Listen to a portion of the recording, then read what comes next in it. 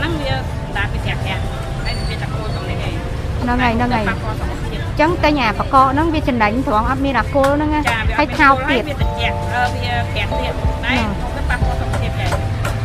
ដូចជ្រូកយើងណែលក់ទាំងឆ្អឹងទាំងខ្លាញ់ទាំងអីមកហើយស្ដើងទៀតចានិយាយពីថាអ្នកលក់យកតនឹងចំណេញងំហ่ะអត់ស្អីចំណេញទេតែមួយហូបទៅល្អសុខភាពមានប៉ះពាល់ហ្នឹងថ្ងៃនេះចំជ្រូកអភិជនណា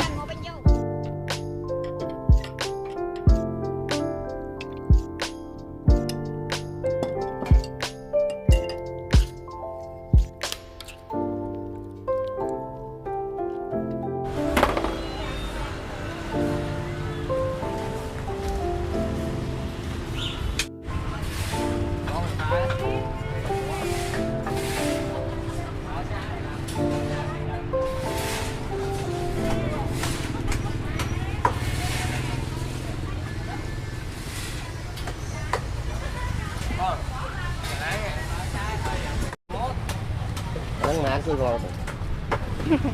គ្មានទេមានលក់កៅខ្ញុំលើដើមយើងក៏បោកអត់មានហើយទេចេញឲ្យជួយថតប្រម៉ូទឲ្យទៀតណាទុកសែឲ្យខ្លាញ់1គីឡូបាទទេបាទអត់មានយកឆ្អឹងអាចជាជ្រូកបកកអីយកទៅធ្វើលក់ឲ្យគេណាដល់កំងភ្លៀងចាក់ភ្លៀងថ្មីធ្វើស្អាតមកទៀតខ្ញុំយកមកទៀតគាត់យកទាំងពីរហ្នឹងទេចាខ្ញុំខ្វះផងនេះប៉ះគាត់ទៀត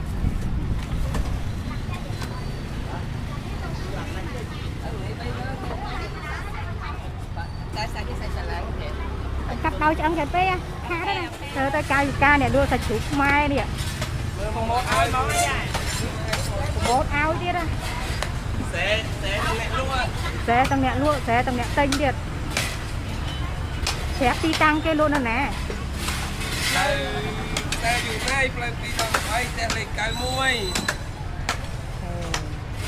បរោះប្រុសញ៉ាញ់ប្រជាឆ្ងាញ់ពិសាមានអនាម័យប្រជាឆ្ងាញ់ពិសាមានអនាម័យតម្លៃសមរម្យហូបហើយជាប់ចិត្តហូបម្ដងហើយចង់ហូបម្ដងទៀតឃ្លានពេល